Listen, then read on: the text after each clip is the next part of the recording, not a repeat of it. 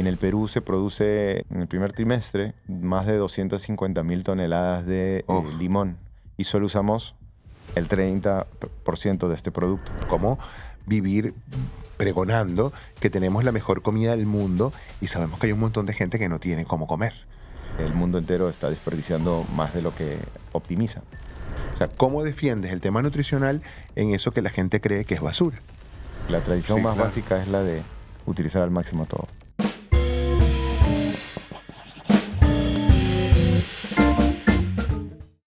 Hay cocineros que alimentan el cuerpo y otros muy pocos que logran movilizar el pensamiento.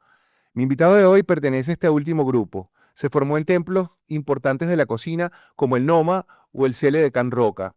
Asimiló la técnica no para deslumbrar, sino para resolver un problema urgente, el desperdicio y el hambre. Regresó a Perú y decidió que la alta cocina no podía vivir de espaldas a la realidad social. Así nació su concepto de cocina óptima, una metodología que se ha encargado de tomar lo que la industria desecha, tallos, cáscaras, semillas. Ha descubierto que es oro puro para la creatividad y la nutrición.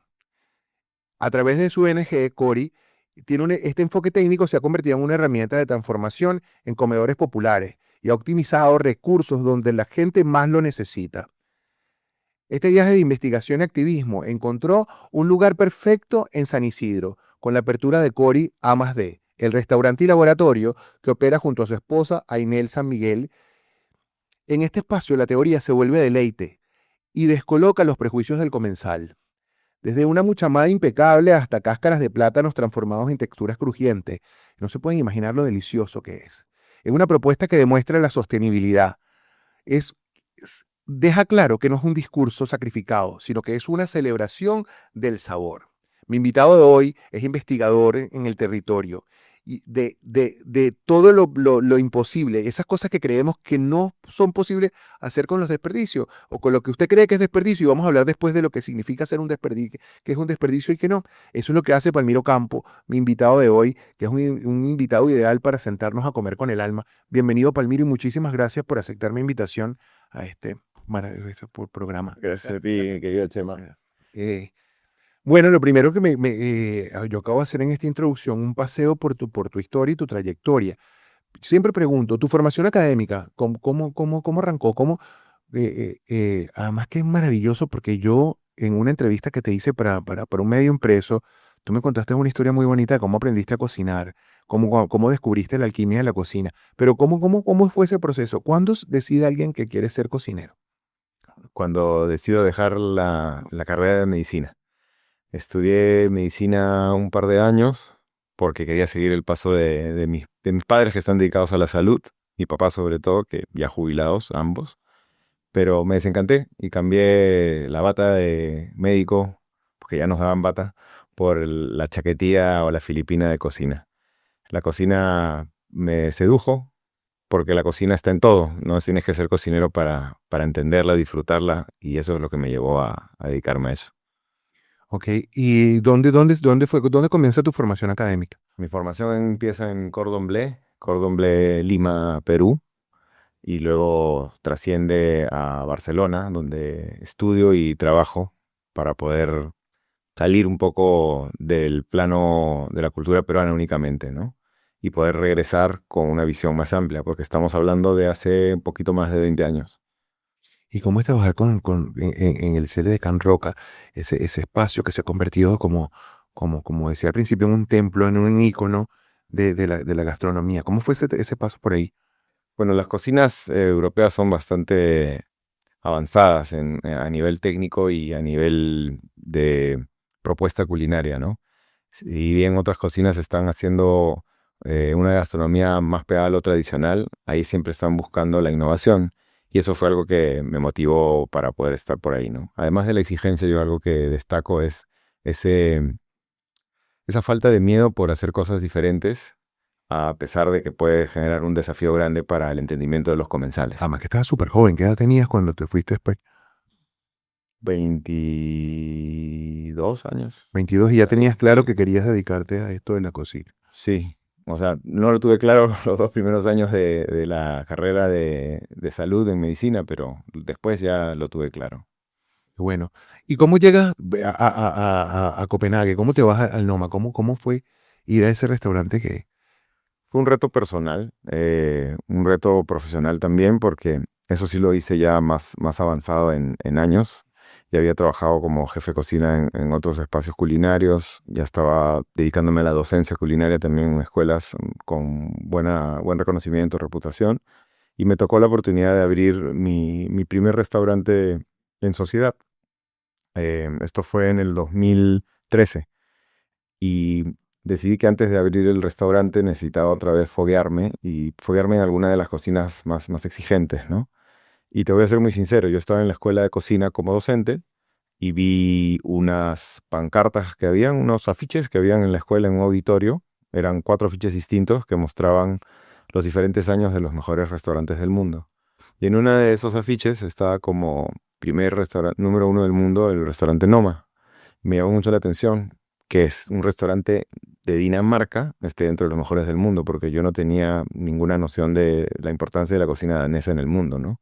Y para esto yo ya tenía 25 años por ahí y ya tenía una formación, digamos, con cierto conocimiento y nivel, ¿no?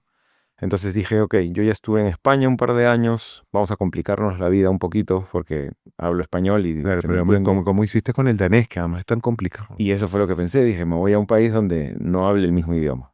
Bueno, la cosa es que cuando llegué sí hablaban inglés y empecé a hablar inglés, ¿no? Que es algo que no dominaba, pero lo empecé a dominar básicamente a la fuerza para entendernos entre Ok. 40 nacionalidades distintas, ninguno danés en el restaurante, salvo lo último mes que estuve ahí entró una danesa, que hoy día está como jefa de cocina también ahí en Noma actualmente. Era la única danesa, después todos eran nacionalidades de todo el mundo menos de Dinamarca y hablan inglés, ¿no?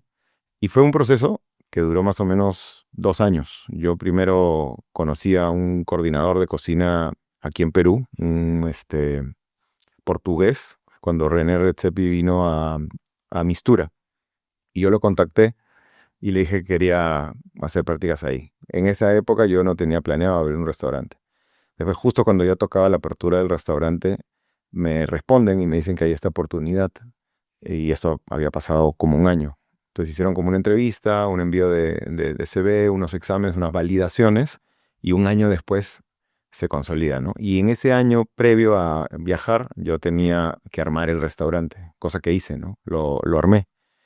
Tenía carta, tenía parte del equipo contratado, pero cuando regresé de Dinamarca con ideas distintas también, cambié prácticamente toda la carta del restaurante, ¿no? Y recién abrimos ahí. Fíjate que en tu cocina óptima hay conceptos que vienen tiempo sonando y que de hecho hoy casualmente leí una noticia en el país de España donde dicen que términos como cercanía, Proximidad, ¿no? proximidad, todo esto que tiene que ver con la cocina, con tu concepto de cocina óptima o sustentable, sostenible, ha empezado a cambiar porque empezó a usarse indiscriminadamente y hay mucha gente que lo está usando simplemente como referencia porque está de moda y porque se ve bonito en las redes sociales. Yo tengo tenido la suerte de comer en tus restaurantes y conozco tu trabajo de cerca y sé que allí sí hay realmente una cocina óptima. Pero, por ejemplo, en el Noma hay conceptos que traes desde allí, desde ese restaurante. Yo te soy muy honesto, antes de viajar a Noma yo ya tenía esa iniciativa de querer hacer cocina con partes de alimentos que se consideraban residuos o basura. Lo venía haciendo en la escuela donde yo dictaba clase. Hacía una clase de cocina peruana o de cocina española y con la parte de los ingredientes que no se usaban en la clase hacía una clase paralela y preparaba platillos con eso, ¿no? Y descubría junto con mis alumnos que esas partes eran deliciosas. Ahí todavía no entendía nada del aspecto nutricional ni de la coyuntura social del país. Estoy hablando de eso en el 2011, cuando empecé trabajando en esa escuela. Pasado 15 años de trabajo que se ven reflejados en otras cosas. Mira, justamente una de las cosas, yo siempre hablo abiertamente. El otro día estaba en una discusión con alguien y decía que uno de los puntos débiles que le encontraban al trabajo que está haciendo Cory es el tema nutricional. Sabemos que yo sé que no, pero ¿cómo tomas este tipo de crítica? Cuando hay gente, porque es algo que se está haciendo que es completamente diferente y por supuesto tiene gente, tiene adeptos y tiene adversarios. Y que, bueno, hacen este tipo de comentarios. ¿Cómo defiendes eso? La parte nutricional. de lo que está hablando. Porque además tú tienes algo bien interesante, la diferencia entre lo que es la basura y lo que es aprovechable. También me gustaría que me hablaras un poco de eso, o sea, que me mezcles ahí. O sea, ¿cómo defiendes el tema nutricional en eso que la gente cree que es basura? Perfecto. Antes de armar este rompecabezas que me pides, igual quería aclarar que si bien yo en el 2011 ya venía con esta iniciativa y esta curiosidad por utilizar productos no considerados alimentos o considerados residuos, en Noma ya hacían una propuesta dentro de su menú de degustación de más de 60 pasos. Pues Uf. imagínate cuántos pasos habían ahí, entre snacks y cosas más grandes, un menú de 4 horas por ahí. Ellos tenían 2 platos de su concepto trash food, que era Ok. trash de basura, De ¿no? basura. Y te servían crujientes de escamas de pescado y lo que para ellos eran los residuos de parte de su producción normal. Y eso a mí me encorajó, ¿no? Porque fue como, oh, ellos lo están haciendo lo que yo, o sea, el mejor restaurante del mundo le está dando alguna importancia a esto que yo en algún momento estaba He haciendo pensado, también. claro. Sí, solo que ellos le llaman basura y eso era medio raro para mí, ¿no? Porque estás sirviendo un plato de comida, no puede ser trash, ¿no? Y ahora respondiendo lo otro, eh, la cocina que yo propongo no la hemos inventado nosotros en Jori, ¿no? La cocina de utilizar al máximo cada parte de los alimentos es una cocina que viene de las economías de guerra, de políticas de escasez, de evolución de toda nuestra civilización. Lo que hemos hecho nosotros es usarla como bandera para abrir un restaurante, para compartir una propuesta en una coyuntura donde el mundo entero está desperdiciando más de lo que optimiza. Y en ese sentido, esta cocina cobra bastante relevancia por el hecho de que empieza a hacer todo esto a través de una metodología. Deja de ser empírica, como bien mencionábamos, la cocina de proximidad o la cocina de aprovechamiento de la que ha hablado mucho España en una época, es una cocina que resultaba siendo empírica. Esto es lo que no tenemos, no usamos normalmente, vamos a darle uso. Mientras que desde nuestra perspectiva en Jori, más bien tenemos una metodología que consta de 3 fundamentos para optimizar cada parte de los alimentos. La conservación, donde aplicas todas las técnicas posibles para darle un mayor tiempo de vida útil al ingrediente. El reciclaje culinario, un término que acuñamos nosotros en el 2015. Si tú entrabas en Google a buscar reciclaje culinario, no encontrabas, y Google es un motor de búsqueda inmenso en el mundo, Ujú. no encontrabas en ningún otro lado la palabra reciclaje culinario, si no era desde lo que nosotros mencionábamos, que consiste en darle una segunda, tercera o cuarta vida útil a una parte de un ingrediente que ya cumple una función en una preparación, siempre en un ambiente inocuo, y la tercera, que es el plus producto. Quitar de nuestro vocabulario la palabra merma o residuo o trash y hablar de ingrediente extra para darle una equivalencia por lo menos a esa parte del alimento que tiene muchas propiedades, ¿no? Además de propiedades nutritivas.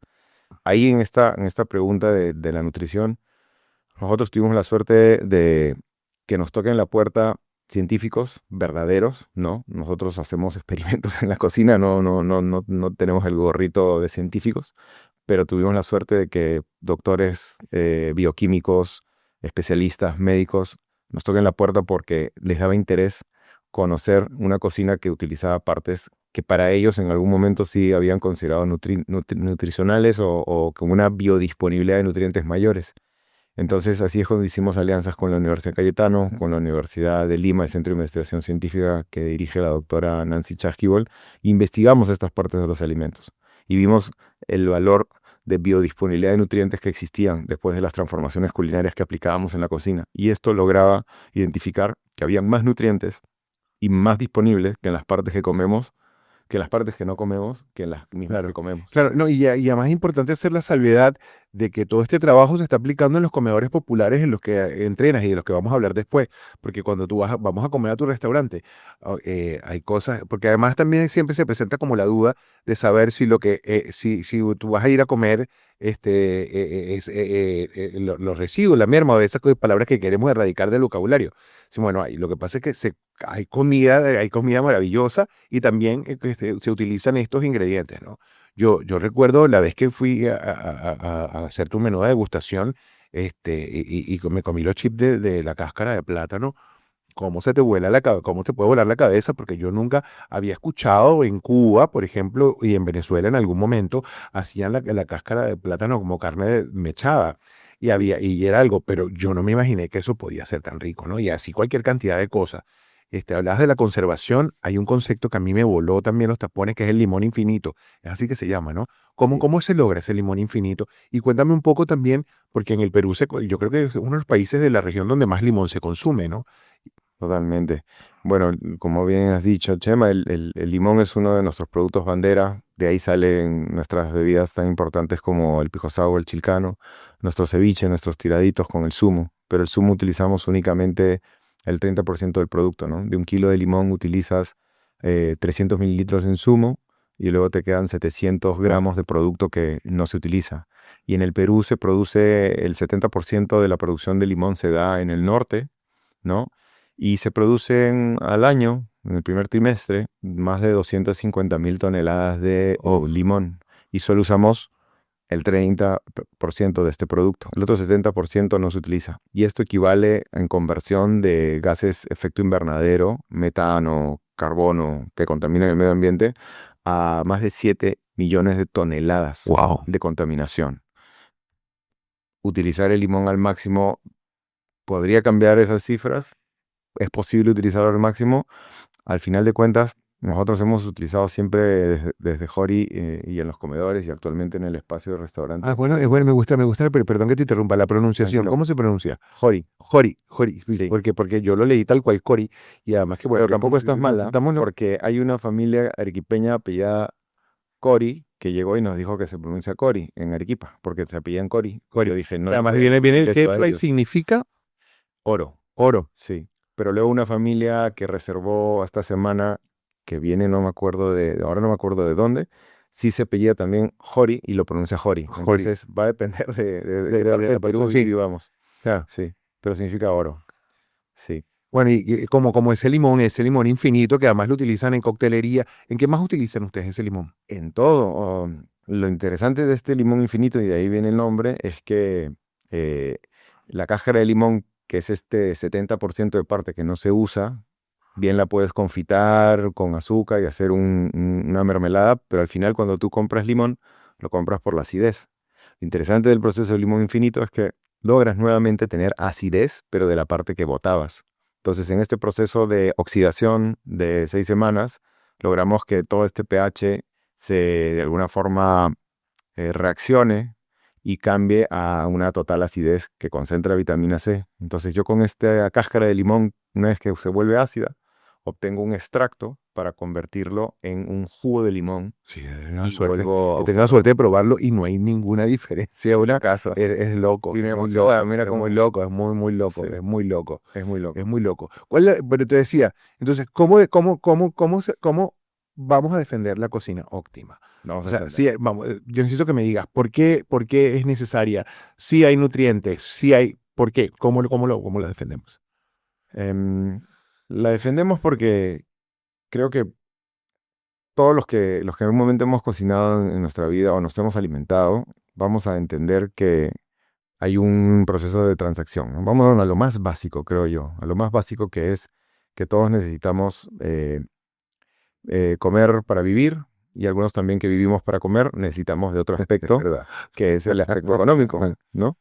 Entonces, si es que yo te digo, Chema, que independientemente de si trabajas en un comedor, en un restaurante o en tu casa, si te digo que cada gramo del producto que tú compras en el mercado, cada gramo que pagas va a ser cada gramo que comes, empiezas a pensar que es algo que tendría que aplicarse, ¿no? Bueno, yo desde que comí en tu restaurante la primera vez, en casa, cada vez que hacemos, yo tengo la costumbre de poner bowls donde voy poniendo los desechos para llevar luego a la papelera. Digo, siempre pienso y bromeamos en casa con qué haría Palmiro con esto, ¿no? Y además es súper triste porque además te sientes mal, porque sabes que hay un montón de cosas que puedes hacer ahí, con la cáscara de la cebolla, los ajos, hay un montón he visto que hay gente haciendo sales y un montón de cosas. Y también requiere tiempo y entrenamiento. A mí me tienes ofrecido y te voy a comprometer en público que yo tengo que ir contigo a las clases de los comedores populares porque además me parece que es un trabajo maravilloso. Y yo quiero aprovechar para contarles que con el pasado mes de mayo, con el motivo del Día de las Madres, el día antes, para que la gente pudiera ir a celebrar, Palmiro tuvo a dos cocineras invitadas en su restaurante que crearon 2 extraordinarios platos. Y cuando conversábamos ayer en la tarde para concretar esta entrevista, me contabas que ellas decían que era su sueño hecho realidad ir a trabajar a un restaurante.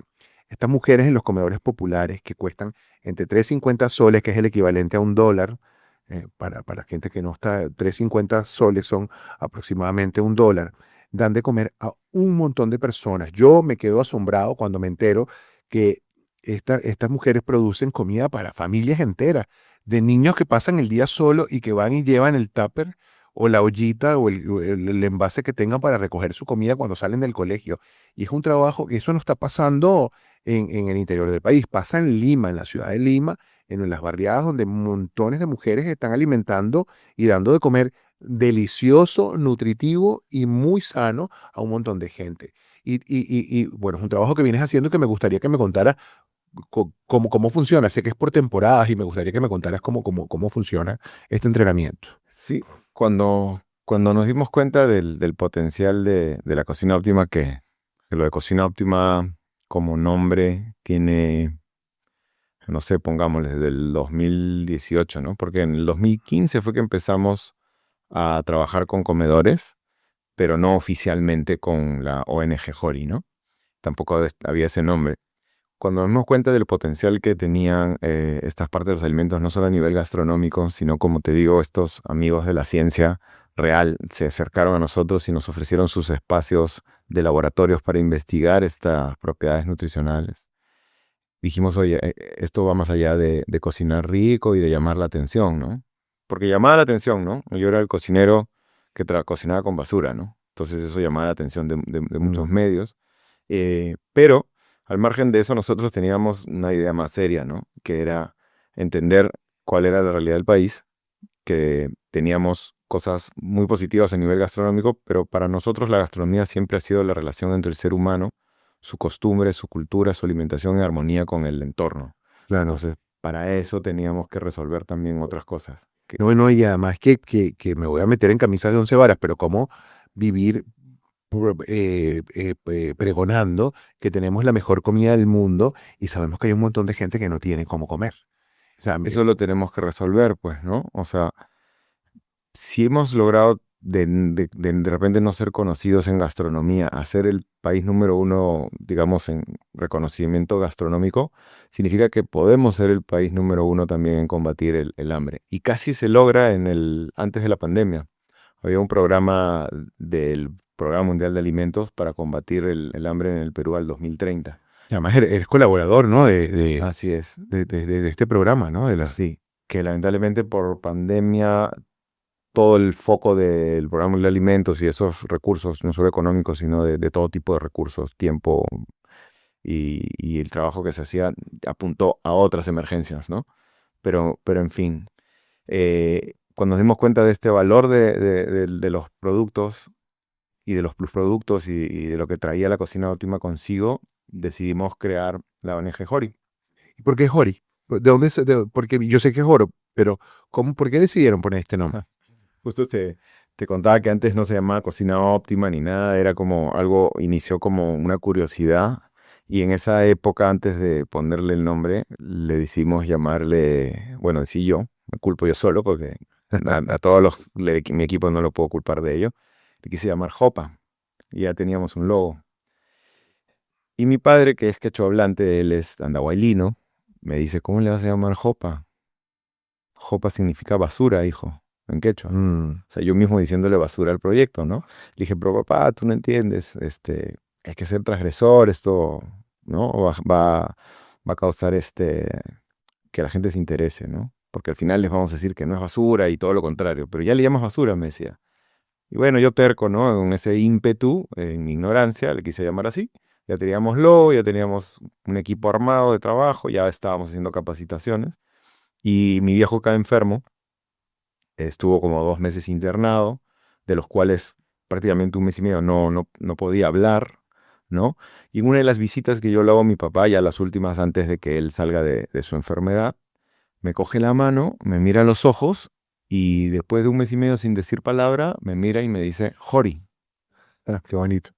Y nada más. Después cuando él ya sale de alta y yo lo veo, eh, me dice, ¿y cómo se llama tu organización? Se llama Jori, papá. ¿Qué?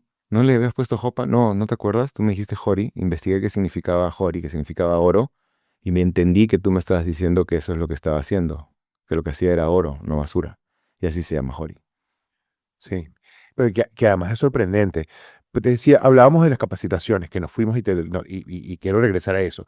¿Cómo comienzan estas capacitaciones? ¿Cómo eligen los comedores? ¿Cómo eligen estas cocineras? ¿Cómo eligen este trabajo? Para aterrizarnos en la parte técnica, entonces, bueno, se funda la organización de hacerlo de manera empírica. Al principio lo hacíamos con el Banco Alimento como aliados. Luego decidimos crear el programa de capacitación Cocinas Bondadosas, que era dirigido a comedores populares del Perú. Lo hicimos junto a nuestros aliados de entonces y actuales, Sodexo Perú, Ok. con parte de un concurso que ganamos a nivel mundial de Stop Hunger Francia, que dentro de más de 190 países nosotros pudimos ganar los fondos para poder llevar a cabo este proyecto y escalarlo. ¿Y en qué consiste? Básicamente en 4 fases. La primera fase es la de empatía. La fase de empatía involucra que nuestro equipo vaya a visitar los comedores seleccionados para en una jornada normal de cocina a las 7:30 de la mañana cocinar con las cocineras como si fuéramos uno más con ellas, para así identificar no solamente las fortalezas y debilidades y el inventario que hacemos de las cosas que hay ahí, tanto a nivel materiales o también equipamiento o ingredientes, sino también para generar esta empatía de que no venimos a enseñar, sino también somos parte de su equipo para aprender. Aprendizaje, claro.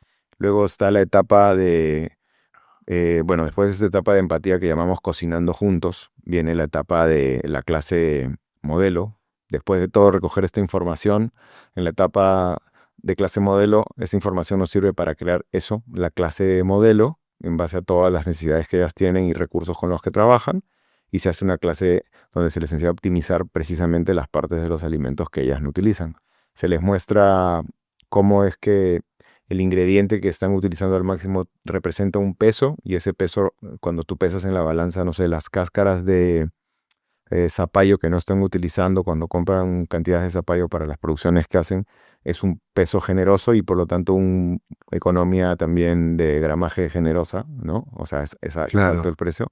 Y después de eso viene una etapa que es la clase espejo, donde ya no solamente les damos una clase nosotros y ellas están como observándola, sino ellas con sus ingredientes y cocinamos juntos y hacen la clase tal cual.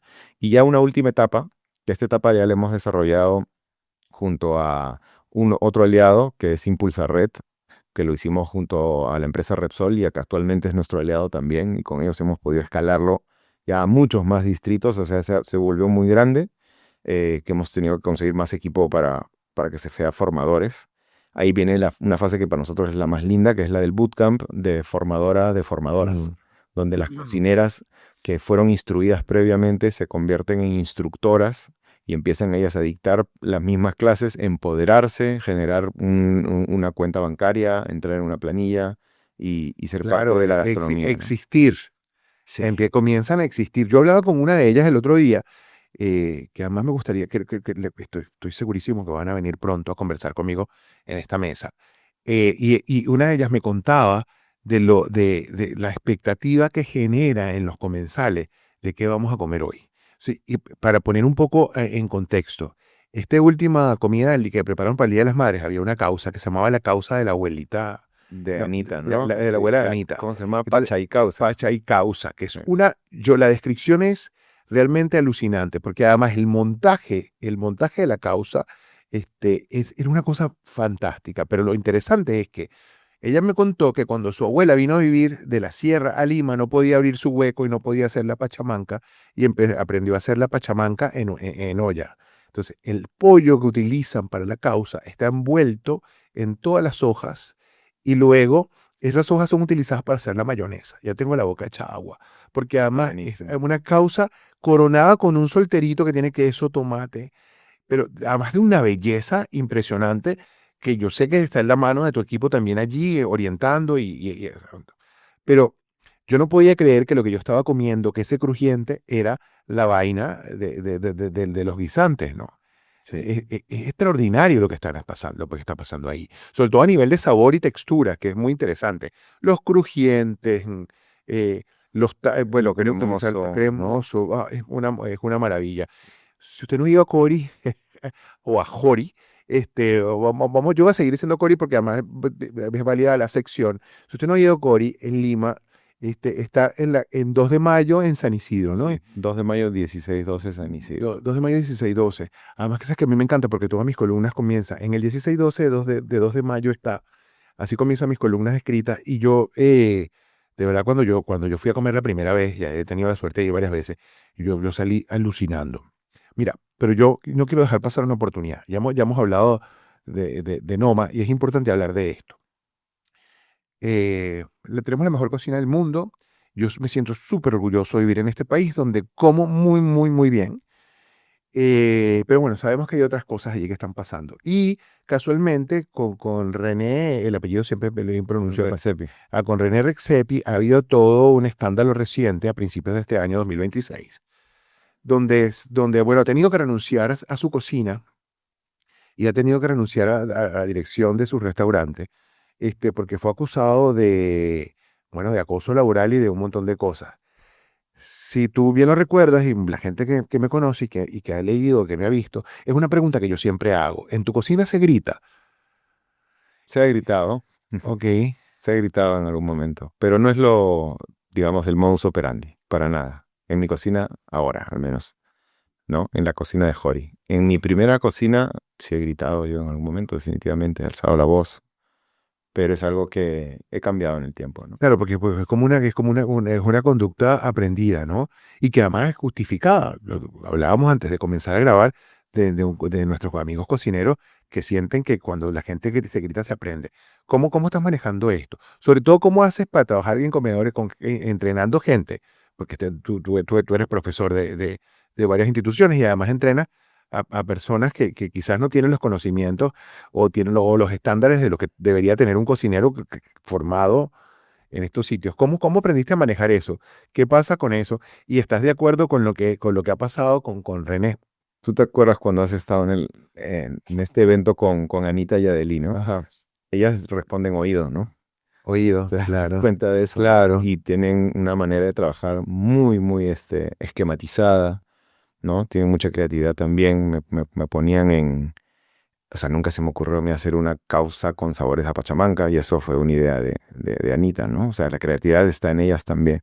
Eh, yo creo que eso también me ha servido un montón, la parte de la docencia a comedores, ¿no? Porque yo me he formado, como decíamos, en cocinas muy exigentes y que de repente eso era la normalidad, pero yo no puedo entrar a una cocina, a ninguna creo, ¿no? Y de frente llamarle la atención a alguien, menos a una cocina de un comedor cuando estoy yendo a Ahora, generar digo, no estoy, empatía. claro, claro. Y a generar empatía, ¿no? Si estás yendo como maestro, tienes que estar a la altura de eso, ¿no? Y no creo que estar a la altura signifique que alguien más bien te tenga miedo, en el caso de las cocinas de los comedores.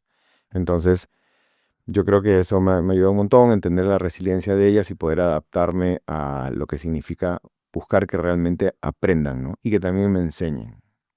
Y respecto a Noma, bueno, yo no considero que, o sea, o mejor dicho, considero que cualquier persona puede aprender, hay formas de aprendizaje y va a depender mucho de cada uno de nosotros cómo entendemos ese aprendizaje. En ese sentido, lo que digo es, no, nadie debería tener ningún tipo De maltrato, de maltrato, maltrato. ¿no? Aunque también es cierto que estamos juzgando con los prejuicios de ahora actividades del pasado. Que la Y gente cree eso que dices es muy importante, ¿no? Claro, nosotros estamos juzgando con los prejuicios de ahora actividades del pasado. No se justifica, no lo estoy justificando.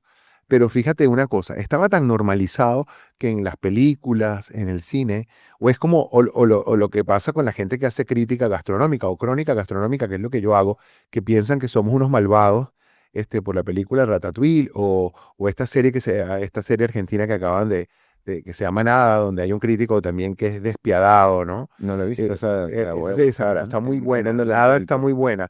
Hay una escena fantástica donde habla. Nada, se llama Nada, así la buscas, Nada, está en una de estas plataformas.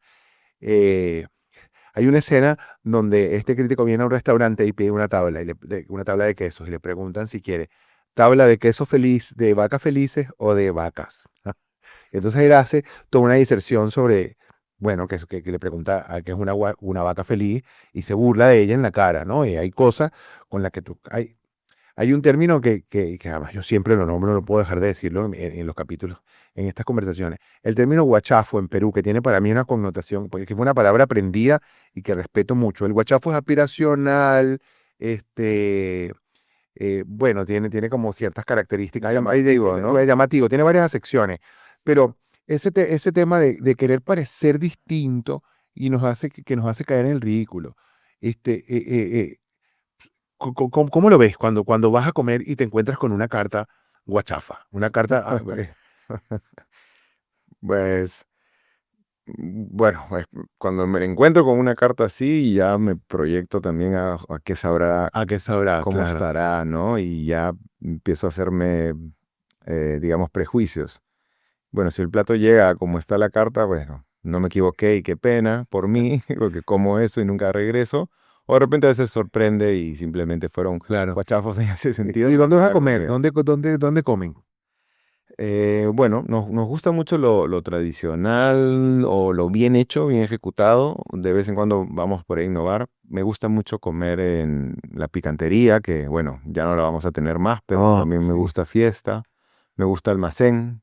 Ah, bien, almacén, las Sí, tortitas de choclo del almacén. riquísimas, muy a punto. Me gusta Hay que hay otras Cuba. buenas, Hay otras buenas, hay otras sí. buenas que he ido descubriendo. En la Feria Perú Mucho Gusto Tacna había un restaurante piurano y tenía unas tortitas de choclo buenísimas. Ahora no recuerdo, Yo tengo su contacto, no, y porque fui como 3 veces. ya sabes entonces de Sí, cuál te hablo. sí, De unos sí, chicos sí. incluso que ganaron un premio.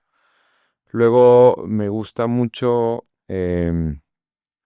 digamos, la cocina y el pisco sour de Rafael. Me gustan mucho. Rico. Así como el pisco sour de Y Amancaya. y de estos nuevos restaurantes de Rafael, hablemos. ¿Has probado alguno? A ver a cuál he ido. Está Picnic. No sé si Rocco también es de... Rocco es de, No, Rocco es de- no, no he ido. Pasé no. por Picnic hace poco. La verdad es que salgo muy puntualmente y a veces no experimento. O sea, no sé, de un mes que salgo a comer, 4 veces son como que las seguras a las que voy y la quinta es vamos a Para explorar. experimentar. Sí. Y te pregunté en plural porque yo sé que tú estás, y tu esposa también está muy metida en este proyecto y me parece que debemos mencionarla. Sí. Porque además, cuéntame cómo participa ella de todo tu proyecto. Bueno, está tan metida en el proyecto que, bueno, es mi socia. Gracias a ella es que Jori tiene esta visión de ONG, porque yo lo estaba haciendo como una labor social paralela a mi trabajo, pero luego se convirtió completamente en mi trabajo a través de que fundamos la organización, que luego se convirtió en ONG y que empezó a generar estas alianzas con empresas y sector público y privado, ¿no? Ella se encarga básicamente de las alianzas sector público-privado. Ella con su calidad y experticia de ingeniera de sistemas nos ayudó a generar este sistema también, a darle forma al sistema del que te hablo de las fases de De la empatía y estructura, la de tu, estructura sí. de los programas de capacitación, a ver los KPIs y los indicadores de desempeño, que es lo más importante para las empresas con las que trabajamos como socias, que quieren ver resultados Claro. efectivos en alimentación, en mitigación de desperdicio de alimentos y otros aspectos, ¿no? Claro, que no es tan cualitativo como lo que puedo hacer yo, que además es cualitativo y subjetivo. Y quiero llegar a esto. En mi introducción decía que rompemos los prejuicios tu restaurante rompe los prejuicios de los comensales. Yo he visto cómo sale la gente de tu restaurante, pero no sé, ¿te has encontrado con alguna resistencia muy fuerte con gente que viene a comer y siente que lo que le está sirviendo es desperdicio? No, nunca. Por suerte, no me ha pasado que alguien haya llegado y haya dicho, oye, me están sirviendo residuos, ¿no? Y te hablo, no, obviamente los que reservan ya saben a lo que nos conocen, pero los que caen de walk-ins, ¿no? De desvío en el camino, ahora que hemos habilitado una opción de menú óptimo para la gente del barrio, la pandemia nos enseñó a todos, creo, a no dejar de lado el barrio es muy importante, y cada vez que vienen se sorprenden, ¿no? Oye, qué rico está este pesto, ¿cómo lo preparas? Ah, señora con hojas de nabo, hojas de beterraga, todas esas hojas yo las boto, me dicen, no, señora, esto se prepara así, asá. Y se fascinan, realmente se fascinan y más bien lo que sí me han dicho es, oye, me siento tonto de no haber estado usando esto todo este tiempo en mi casa, ¿no? Porque ahora ustedes me están demostrando cómo se puede utilizar y cómo sí que funciona. Los ñoquis siguen en la carta, tus famosos ñoquis. Nunca los voy a poder sacar, Chema. Los ravioles de lúcuma se van esta semana, más bien. Hoy los ravioles de lúcuma se van esta semana, qué pena que se van. Eso fue una gran sorpresa porque nunca te imaginas que te puedes comer un ravioli con una fruta. Cuando me lo planteó y me lo puso en la mesa, me sentí, decía, ¿a dónde voy? Y la explosión de sabores en la boca es una locura. Pero entonces los ñoquis nunca van a poder salir, los ñoquis de No plátano. podemos sacarlos porque el plátano lo tenemos toda temporada, entonces por ese lado no tengo excusa y ni mis clientes me matarían, empezando por ti. Sí, claro, claro, claro, por mí y por un montón de gente que habla de tus ñoquis como un plato súper importante. Sí. Fíjate que es bien, bien interesante porque, bueno, tú sabes que yo tengo montones de amigos cocineros y amigos que están dedicados a la tradición y que trabajan y que son fieles defensores de la tradición. Y también hay algunos que trabajan con la vanguardia. ¿Deberían estar peleadas o ser aliadas esas dos cocinas? Nunca deberían pelearse y es más, sin tradición no hay innovación. Si no conocemos lo tradicional, y es más, muchas de las innovaciones actuales solo han podido ser posibles gracias a las tradiciones anteriores. Entonces, eso es un binomio, no las podemos separar. En mi cocina, yo diría que a pesar de lo novedosa o innovadora que se puede ver, es muy tradicional, porque la tradición Sí, más claro. básica es la de utilizar al máximo todo. Esa, esa, esa causa con sabores de Pachamanca es alucinante. Está en tu carta, quedó en la carta. No, lo pidieron varios comensales ese día que esté en carta. Lo estoy considerando, porque también tenemos otras ideas que Pero queremos una poner, maravilla, una maravilla. pero creo que ¿Cada cuánto vamos a cambia tu poner. carta? La carta, tenemos una carta fija y una que cambia con la temporada y también que cambia con los productos que veo en el mercado. Tengo platos fuera de carta, o sea, está cambiando constantemente. Ahora mismo estamos sacando un plato de zapallo macre que muy poco se ha usado el zapallo macre en restaurantes de alta cocina, siempre se usa en casas. Ok. Y hemos sacado el 100%, vas a encontrar como una suerte de croissant de zapallo macre en un puré con las semillas confitadas, con una panceta cocida a baja temperatura y una salsa media asiática. Y cosas así como para el invierno, ¿no?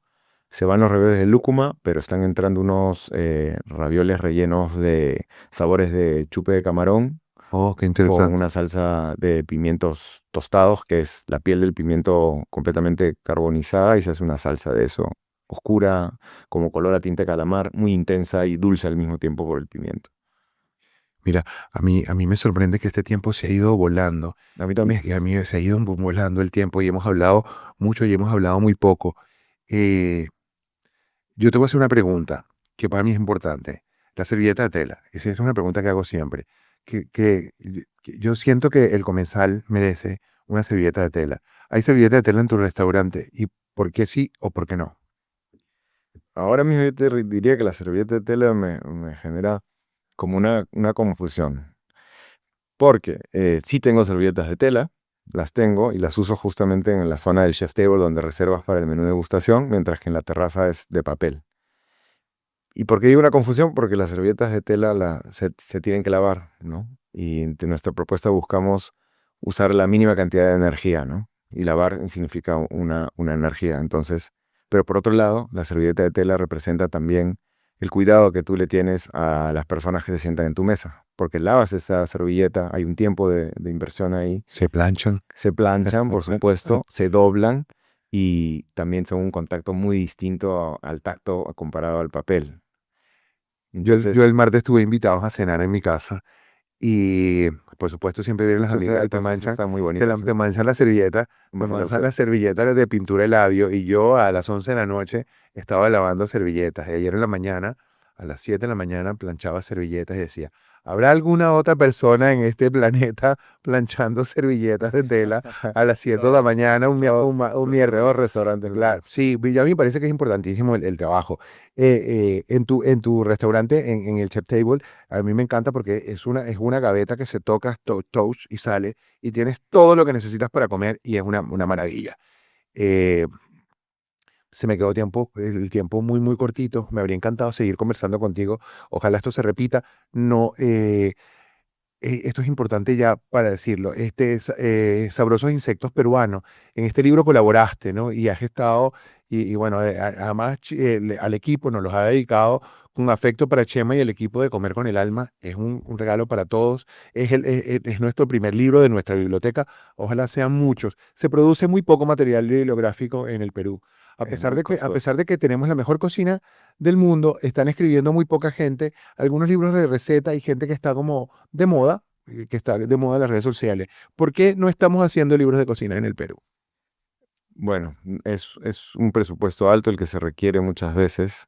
Y como dices, a mí también me gustaría ver más libros de carácter de investigación en gastronomía, ¿no? Que más que nada los libros últimos que se han estado publicando son más de la foto y la receta, pero Sí. no hay un trasfondo que creo que es importante porque en Perú hay mucho trasfondo, ¿no?